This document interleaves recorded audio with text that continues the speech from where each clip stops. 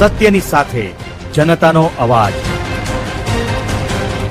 આપ જોઈ રહ્યા છો 24 ન્યૂઝ નેટવર્ક। તાજા સમાચાર, ઝડપી અપડેટ અને સચોટ માહિતી 24 ન્યૂઝ નેટવર્ક સમાચાર સૌથી પહેલા। કંબઈ ચોકડીના ટ્રાફિક પ્રશ્ને લોકસંવાદમાં ઉઠી ચિંતા, જિલ્લા પોલીસ વડાએ સૂચવ્યા ઉકેલ। કાંકરેજ તાલુકાના મુખ્ય મથક શિહોરી ખાતે જિલ્લા પોલીસ વડા પ્રશાંત સુંબેની અધ્યક્ષતામાં યોજાયેલા લોકસંવાદ કાર્યક્રમમાં કંબોઈ ચોકડી ખાતે સર્જાતી ટ્રાફિક સમસ્યા મુખ્ય ચર્ચાનો વિષય બની હતી। સ્થાનિક નાગરિકો અને વેપારીઓએ વારંવાર સર્જાતા ટ્રાફિક જામ તેમજ ભારે વાહનોના અવરજવરને કારણે પડતી મુશ્કેલીઓ અંગે રજૂઆત કરી હતી।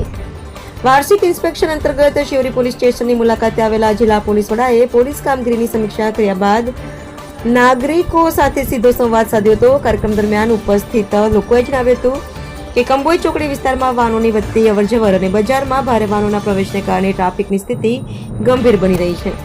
આ રજૂઆતને ધ્યાનમાં લેતા જિલ્લા પોલીસ વડા પ્રશાંત સુંબેએ જણાવ્યું હતું કે ટ્રાફિક વ્યવસ્થા સુધારવા માટે બજાર વિસ્તારમાં પ્રવેશતા ભારે વાહનો માટે સમય મર્યાદા નક્કી કરવી જરૂરી છે।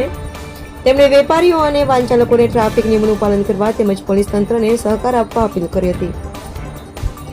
કાર્યક્રમ દરમિયાન જિલ્લા પોલીસ વડાએ સાયબર ક્રાઇમ અંગે પણ લોકોને જાગૃત કર્યા હતા। કોઈ પણ અજાણી વ્યક્તિને ઓટીપી, બેંક ખાતાની વિગતો કે વ્યક્તિગત માહિતી ન આપવા અને સાયબર છેતરપિંડીનો ભોગ બનતા તાત્કાલિક પોલીસનો સંપર્ક કરવા તેમણે અનુરોધ કર્યો હતો। લોકસંવાદ દરમિયાન નાગરિકોએ વિવિધ પ્રશ્નો અને સૂચનો રજૂ કર્યા હતા, જેને જિલ્લા પોલીસ વડાએ ધ્યાનપૂર્વક સાંભળી યોગ્ય કાર્યવાહી કરવાની ખાતરી આપી હતી। મતલબ પુરાણો જૂનો ઇસ્યુ છે, એ લગભગ હું આવ્યો ત્યારથી કંબોઈ 4 રસ્તા બાબતે રજૂઆત હતી।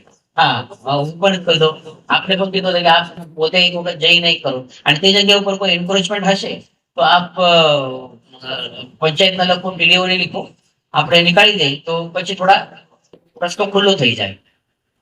તો આ કંબોઈ 4 રસ્તા બાબત છે। પછી દારૂબંધી બાબતે હું બહુ ક્લિયર છું અને મારે લાગે છે કે 4-5 દિવસ પહેલા જ અમારી ક્રાઇમ કોન્ફરન્સ થઈ, તેમાં પણ અમે બહુ ક્લિયર સૂચના આપેલી છે। તમામને મારી વિનંતી પણ છે કે આપના ધ્યાન ઉપર પણ કોઈ આવે તો આપ તાત્કાલિક અમારા કંટ્રોલ રૂમના નંબર ઉપર કોલ કરો, 112 ઉપર કોલ કરીને આપ માહિતી આપો, અમારા તરફથી રેડ થઈ જાય।